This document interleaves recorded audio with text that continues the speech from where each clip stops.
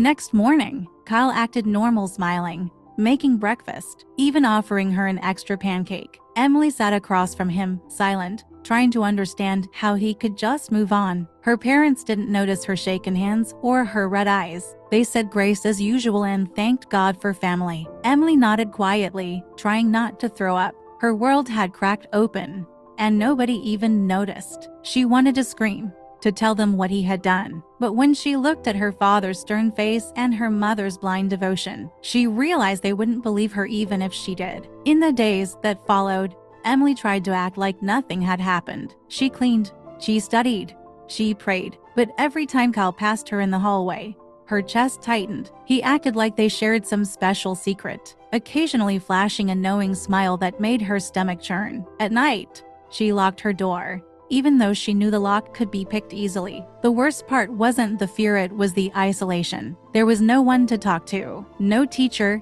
no friend. Her entire world was wrapped up in a house where she was both prisoner and prey. Weeks passed, and something felt off. Emily was constantly tired. She felt sick in the mornings. Her body was changing, subtle at first, then undeniable. Her period never came. Her appetite disappeared. She stared at herself in the mirror, touching her flat stomach, whispering, "No, no, no." But denial didn't stop reality. She began keeping track of the days on a paper hidden beneath her mattress. One missed period, then two. The signs were all there, and the truth screamed louder with each passing day. Her body had become a timeline of betrayal. With her heart pounding, Emily stole some coins from the laundry jar and made up a story about needing to buy thread for sewing. At the small pharmacy in town, she bought a pregnancy test with shaking hands and a fake smile. The cashier, an older woman, barely looked up. Back at home, she locked herself in the bathroom and waited. It took less than 2 minutes for her entire world to collapse. 2 lines. She felt like the walls were closing in, like the air had been sucked out of the room. There was no denying it anymore.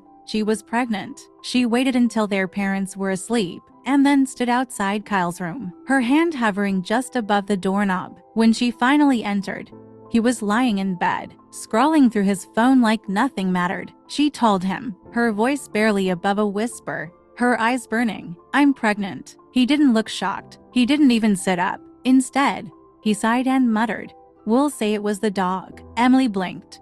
"What?" Kyle sat up, shrugging. "It's believable. Dogs do weird stuff. They'll believe it. Trust me." And just like that, he turned over and went back to sleep.